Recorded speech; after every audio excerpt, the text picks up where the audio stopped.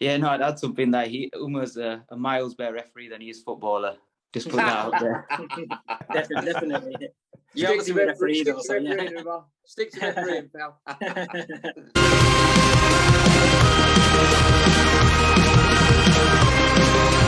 Umar and Salim play Sunday League football together, Mark, as well. So they're do they? Okay. Yeah, in the same team, which is really good as well. But because I always like when I played, I always liked referees that allow the game to flow and spoke with the players and spoke with this and had a laugh and a joke with this, and that's what it's all about. You never get that second chance to make that first impression.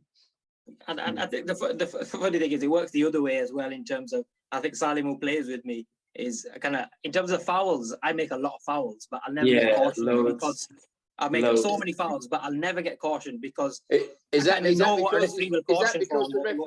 because the referees know you? Probably they know you, but also there's a lot that don't know me, but I know how far to go. Do you get, as in, obviously, but you know what will get you cautioned, what will get you cautioned, and even in terms of your team, it'll improve your team, because if players are on the referee's back, I'll say to him, why are you shouting at him for? He's just not. He'll just not help you, and he'll just end up just disliking you. So kind of having a referee on your team as a footballer, it improves your play as a footballer as well, really, because you tend not to get those 50-50s. Yeah.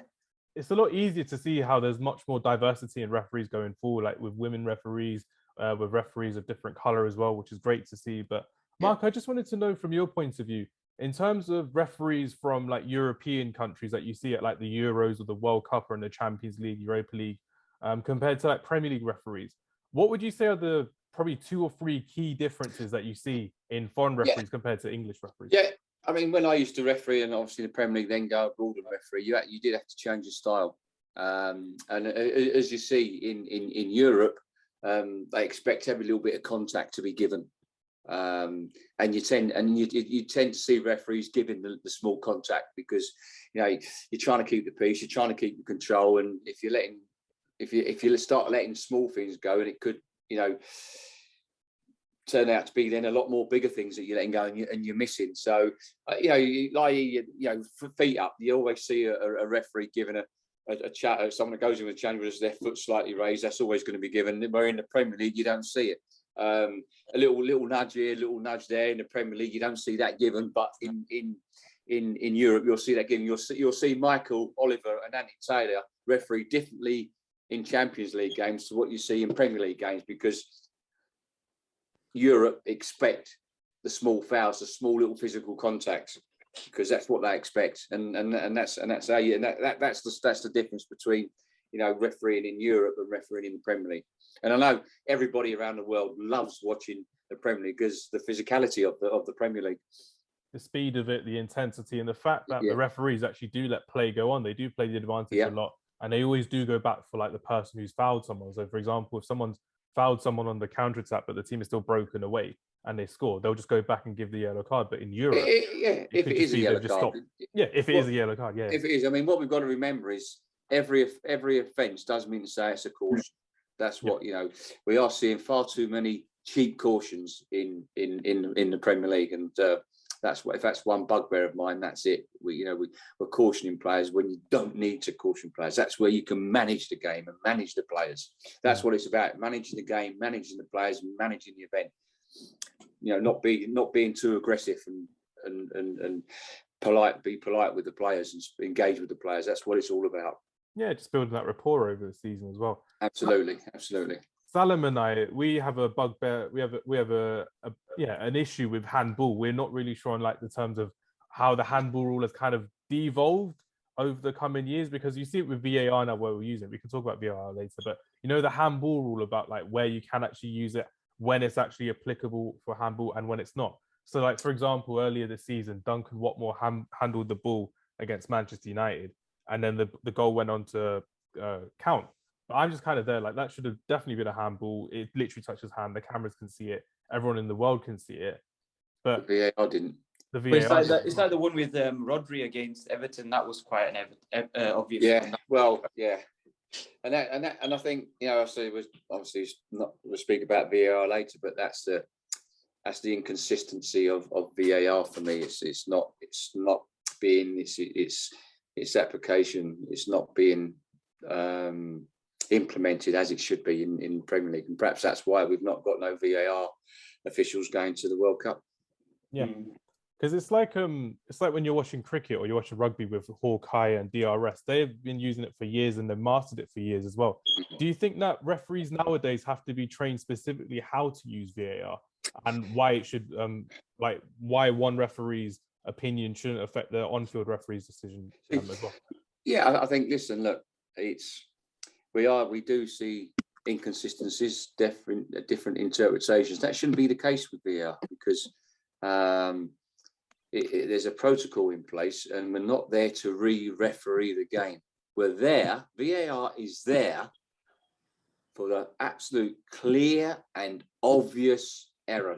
It's there for the howler made by the on-field match officials, not for subjective decisions, as we've seen this season. I mean, we've seen penalties not given when they should have been given, but with VAR, we've seen serious foul play challenges. Harry Kane against Liverpool. I mean, as the most easiest sending off that for a VAR to get involved in, to recommend a review for the referee to go and look at that challenge, and it doesn't happen. So you can understand why fans and players and managers are upset with the way it's implemented into the Premier League, and it's the consistency is not there. The consistency is not there, and as I say, that's why so many people are frustrated with VAR in the Premier League. Now, if you go into the Champions League, you don't get those problems, do you?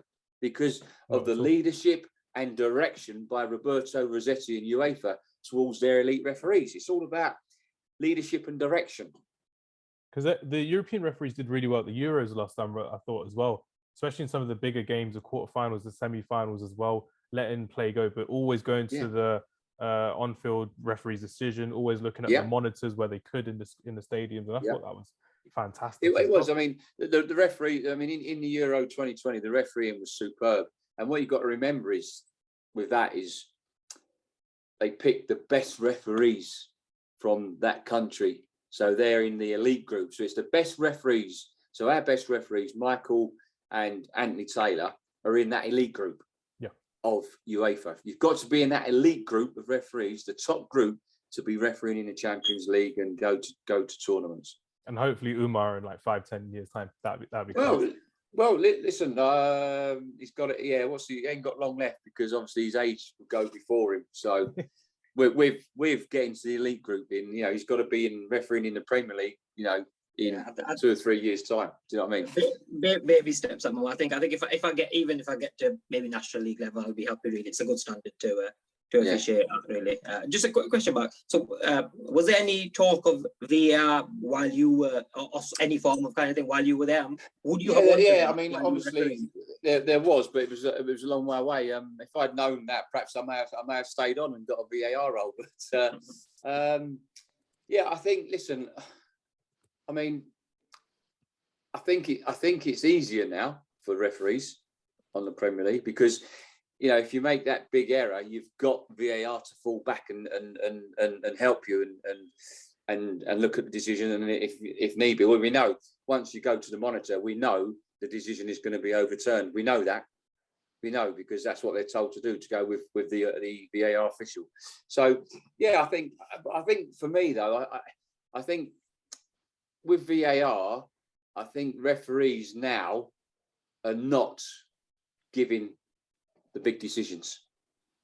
When you see incidents that go on in the penalty area where there's the player goes down, they don't give nothing, and they think, oh no, if I don't give this, if I've made a big error, VAR will come and get me out of it. Instead of just using, when you're refereeing, you get that gut feeling straight away, don't you? Bang, penalty. You get that gut feeling straight away and you give it, don't you? Or you look at it, you play it back through your mind, couple of seconds, bang, you give it. Well, I think, in the Premier League now, I think referees are not doing that. I think they're relying on VAR to come in and help them if they've made a massive error. Because we've seen penalties where you think, well, that's a penalty, but it's subjective. So VAR have not come in. and you see, you think, oh, if he gives that, then that stays given.